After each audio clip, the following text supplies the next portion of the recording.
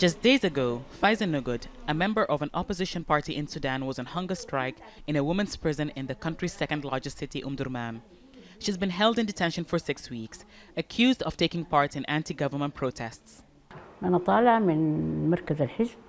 I was driving from our party's HQ when cars came up behind me and in front of me and told me to get out of my car and to get into theirs.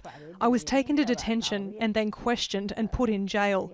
No charges were brought against me and the other women in jail with me.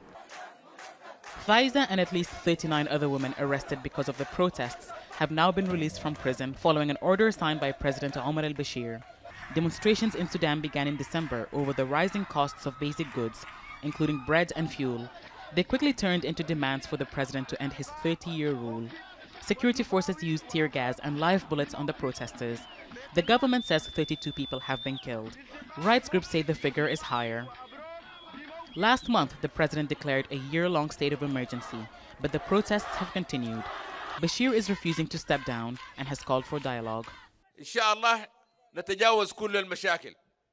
God willing, we will get over all the problems and overcome the obstacles because we have decided to have a technocratic government without any regard to political affiliation or tribe.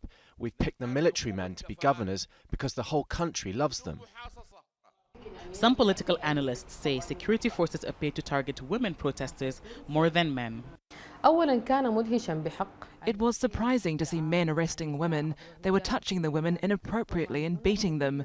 That's why there are female security agents and police.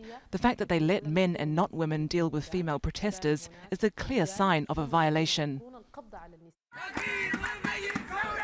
The state of emergency hasn't stopped the demonstrations.